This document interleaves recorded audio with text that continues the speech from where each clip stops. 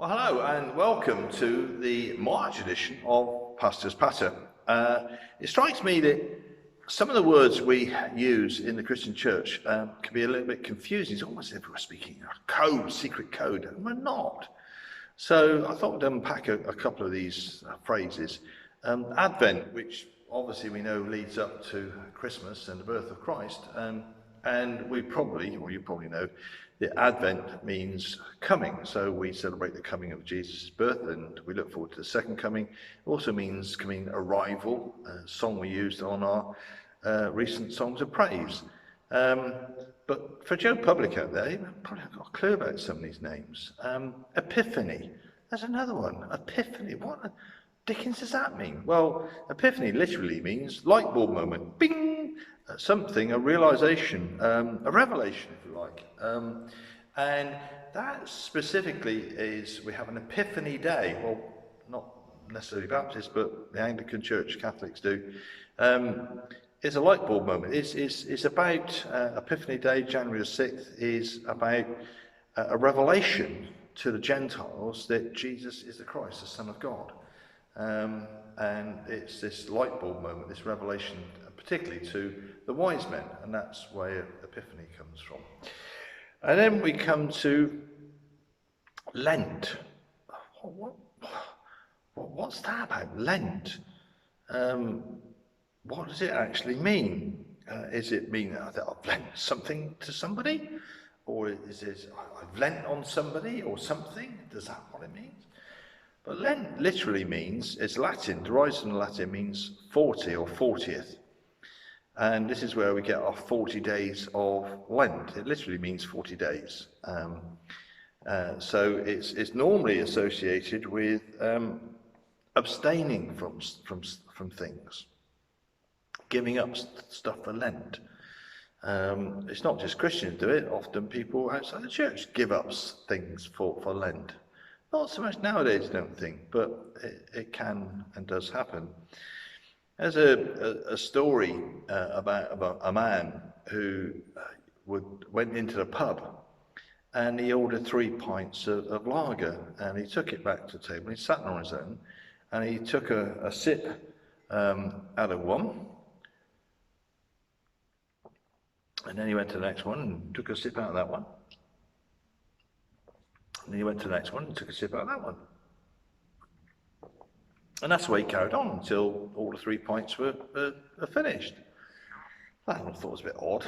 Anyway, the next week he comes in, Tuesday, same time, 7 o'clock at night, orders 3 pints and sips each one in turn until they've all gone. Following week he comes in and orders 3 pints of lager. And the landlord said, I'm not being funny, I don't want to interfere, but it makes more sense to order 1 pint at a time, because by the time we get that, the lager's going to be flat. So he said, oh, no. He said, I've got 2 brothers, Dave and John. And one's in the SES and one's in the SBS, Special Boat Service. And he said, they're in dangerous jobs. And we said that where we can, we'll meet up at the same time and buy 3 pints and remember each other by doing it. And I said, that's a wonderful thing. So every Tuesday, 7 o'clock, God would come in, order these 3 pints and sip them. And over a period of time, the landlord and the guys in the bar got to know a little bit more about his brothers. And so it's almost as if they knew him. Well, this went on for several months, and then one Tuesday night he comes in and ordered 2 pints. Barman poured the pints and he took them back to the table and sipped out. And then the landlord went over and said, look, I don't want to intrude on your grief. But he said, please accept the condolences of the regulars here. Which brother was it that, So the man looked a bit, oh, he said, oh, I see, oh, right, no, he said, they're fine, absolutely fine, my 2 brothers are fine, do not worry about that. He said, no, it's only that I've given up alcohol for Lent. Now, maybe you're giving up something for Lent. It may be alcohol, maybe you're cutting it down, or perhaps, I'm not sure if any of you smoke, but maybe you've given up smoking. It might be giving up meat, it might be giving up chocolate, it might be giving up biscuits, but often during Lent we abstain or give up something. It might be that you're giving up watching too much of TV, particularly daytime TV. How dismal is that? It may be that you're cutting down using social media so much, Instagram, Twitter, Facebook. Maybe you're sort of cutting back on that just a little bit. I'm trying not to use my phone when I have lunch. I'm trying to put it away, put it on charge, and again at tea time for an hour, just put that away. And I'm trying to make sure that I'm not looking at my phone when I'm sort of preparing stuff. So I'm trying to get a little bit disciplined in my life. And like me, you may think, well, I don't want my phone to rule my life, and I want it to have a discipline about it. And of course, why do we have these this 40 days, this 40 days of Lent? Well, actually, the discerning among you might have worked out that if you actually count up from Ash Wednesday, which is the first day of Lent, up to Easter Sunday, it's actually 46 days, not 40. And actually what happens is the 40 days apply to all the weekdays, but Sunday you get it off, which is quite nice really, particularly if you're abstaining from stuff and maybe you have a blowout on a Sunday. I don't know whether that's the way it's supposed to work, but maybe it works for me. But obviously before we get to Ash Wednesday, which is another strange thing, but Shrove Tuesday, I mean, what's that about? Shrove Tuesday? Well, Shrove comes from the word shriv, shrive or shriv or shriven, and it means to absolve. And it's about absolution of our sin, which is a very odd, strange name. But the whole idea of a Shrove or Shriven Tuesday was the French for Shrove, incidentally, is Fat Tuesday. Fat Tuesday is where Mardi Gras comes from, Fat Tuesday. So it's all about having a blowout on that Shrove Tuesday, because what happened, or what used to happen, doesn't happen now I don't think, is everyone got together all the eggs and sugar and flour and milk and fat and dumped it all together, and not surprisingly it made pancakes. So we know it perhaps more as Pancake Tuesday rather than Shrove Tuesday now, but it was Blowout Tuesday. And then you fasted then for 40 days, presumably having a let off on a Sunday where you could have a roast or something or whatever. So that's where Shrove Tuesday comes from. But it is part of abstaining during Lent from fatty foods and sugary foods. I don't know how many pancakes you can eat. Apparently about 5 is about the average you can get down. I mean, after 3, they tend to land rather heavily, don't they? I can probably get through 4. I struggle for 5. Well, the world record for eating pancakes is in America. No surprise there, I suppose. A man called, let me get this right, Matt Megatoad Stoney managed 113 pancakes in 8 minutes. Now, in fairness, when I looked at this, the pancakes were about that round, but they were quite thick. 113 in 8 minutes, don't even bear thinking about it, let alone watching. Believe me, do not watch it. And you think this guy, his name is Matt Megatoad Stoney, he's a great bloke out here. He's a skinny little thing. There's nothing of him. It might be now he's at 113 pancakes. But to be serious for a moment, the whole point of Lent, of abstaining, of having this discipline, isn't that we necessarily lose weight. I mean, that's the bonus. The whole point of it is that it relates, these 40 days relate to the 40 days that Jesus spent in the wilderness. And those 40 days was to draw closer to God, so Jesus understood fully and clearly what his ministry was. And it's the 40 days of Lent, is that equates to Jesus' 40 days in the wilderness, that we draw closer to God. Not that we lose weight, I said bonus, but we don't rely on whatever those things that we've come to rely on over the last year, that we rely more on God, to spend more time praying, to allow his Holy Spirit to lead us, to guide us into more truth of God. So spending more time in God's word, spending more time in prayer. And I'll come onto that in a moment. But literally spending more time in the presence of God, turning the television off, turning Facebook off, turning your phone off, not relying on food as comfort food, but to rely on the comfort of God. That's really what Lent is all about, drawing closer to God. Before we get to understand better what the cross and the sacrifice that Jesus made on the cross. So that's what it's about. So Lent, it doesn't mean about leaning on something, but in a sense Lent is, isn't it? It's more about leaning on God, allowing him to take us in his arms, that we lean on him and draw strength and comfort from him, to draw into a closer relationship with him. That's really what it's about. So we're just going to take a short break and listen to a song called Lean on Me, and hopefully it will help you on your journey during Lent. So let's enjoy and listen to the song Lean on Me.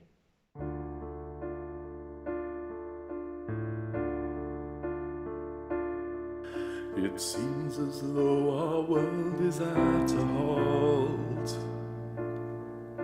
Sickness in the air, but no one's fault. Lord, how did this happen overnight?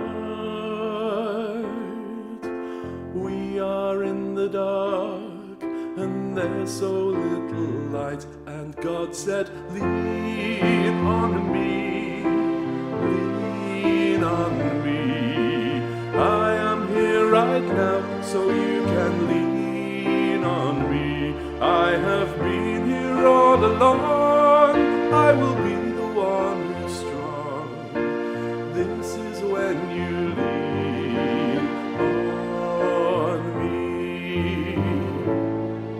Dear God, we're in a wilderness for sure, in a place we've never seen before, lost and poor in heart and weak of soul. How is it that we could lose so much control? And God said, lean on me, lean on me. I am here right now, so you can lean on me. I have been here all along, I will be the one who's strong. This is when you lean on me. In fear of flood or flames or lion's den, that's when we remember God again. That's when we begin to hear God say, I am with you always, and that means today. So children, lean on me, lean on me. I am here right now, so you can lean on me. I have been here all along, I will be the one who's strong. This is when you lean on me. God, what a lonely time this is to bear, staying in and thinking no one's there. Lord, you're always here through all alarms. How did we forget to climb into your arms. And God said, lean on me, lean on me. I am here right now, so you can lean on me. I have been here all along. I will be the one who's strong.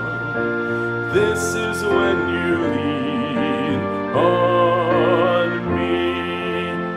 Yes, God said, lean on me, lean on me.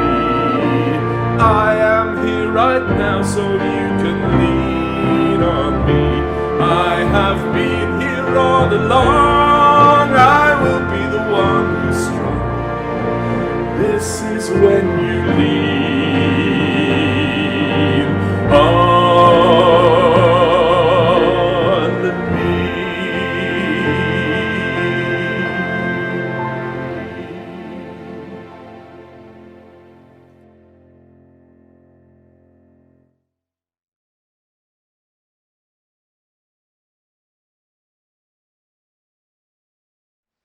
Okay, welcome back to this March edition of Pastor's Patter. Lent really is meant to be a time of reflection, a time where we just reflect more on God, just to enjoy His presence with us. A reflection on God's love, shown particularly and especially through the agape love of Jesus, agape sacrificial love of Jesus. Not filial love, not brotherly love, but a sacrificial love of Jesus. And in a sense, what Lent is calling us to do is to make a sacrifice, recognizing the sacrificial love of God, of Jesus. And we are called to just make that sacrifice of time, of giving up time to be with God, to reflect, to read His Word, to pray more. And obviously prayer plays, or should play, a big part, and maybe during Lent. I'm trying to discipline myself to pray more during Lent, and maybe that's something that you could join me in. Now, I take my hat off to people who have a very ordered prayer life, who have it just absolutely nailed. I have people in my church who are absolute prayer warriors, and I applaud you. I think you are amazing. I think you are brilliant. My prayer life can be at times quite chaotic. It's not ordered necessarily. And I'm trying to get better at that. And one of the things that's have helped me in the last couple of weeks is a app that I've downloaded onto my smartphone called Prayer Mate, all one word, Prayer Mate. And it's been really helpful. So if you're struggling to order your prayer life and you've got a smartphone, then can I encourage you to download Prayer Mate? It can be as involved and big as you want it to be, or small, but it allows you to just get your prayer life together, and it's helped me enormously. So, it might be something for you. So let's bring this time to a close that we've had together. I want to use a song to finish with called The Peace of God. It's a beautiful song. And if you visited the prayer room on our website, you would have found it there. I wanted just to bring it in here because I think it fits so well into this time of Lent. So let's pause and let's listen to and watch the song, The Peace of God.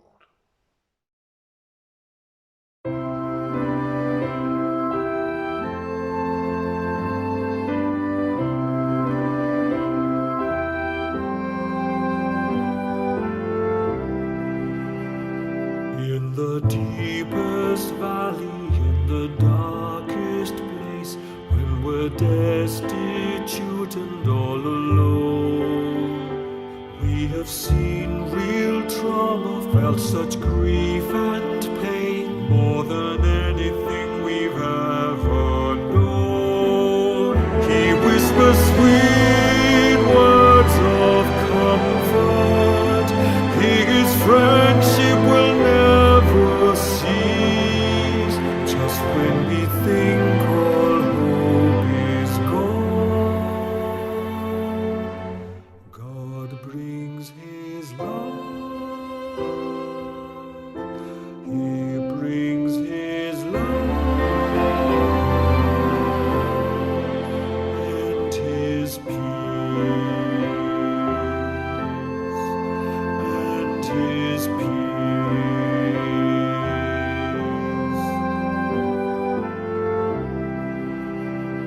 In our isolation, in our endless strife, nothing seems to ease our deep despair. Then for just a moment there's a glimpse of light as his spirit meets with us in prayer.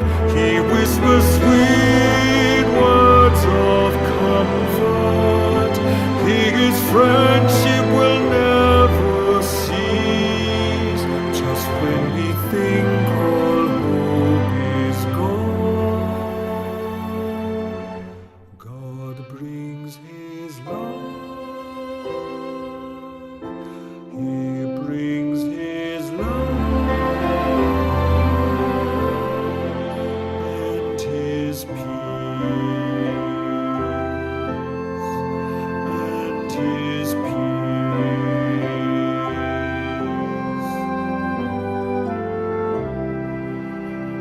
So he journeys with us in our times of trial, and his spirit guides us on the way.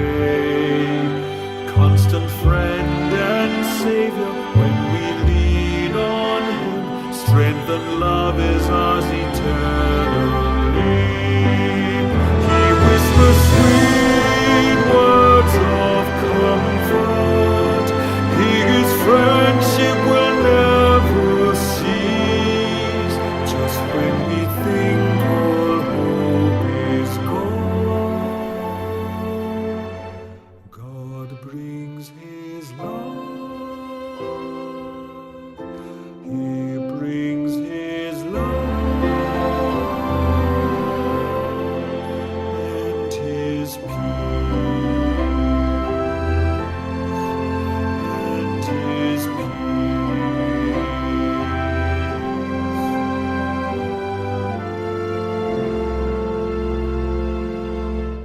I hope you found that helpful. This last year has been tremendously challenging for all of us. All of us have, at some stage or another, found it pretty tough going. But I hope in that song you found strength and comfort in that song. And on the website that you're on now, there is the prayer room. You can go in there. There's various sung resources in there for prayer that might help you. There are songs of praise, which has been on recently, and a number of you have already been on and viewed that, and you can go back and review it, obviously. And there's obviously the Sunday services that we have on the website. And don't forget, on a Friday at around 11 o'clock, Adele, our parish nurse, does a live Facebook thought for the day. So if you're on Facebook, it's well worth tuning into that, or you can tune into it later. You don't have to be on there live, but it's nice if you can. So there's lots of things on the website, and we are intending to reopen the church very soon. Keep an eye out on the web for that. We will be texting people out about that, and definitely we will certainly be open before Easter. As the exact date I can't tell you at the moment, but we will be open, I can assure you. Well, hopefully we'll see you in April for the next Pastor's Patter. Goodness knows what form that will take, but hopefully you've enjoyed this one and will join me again for Pastor's Patter. Have a great month with Jesus.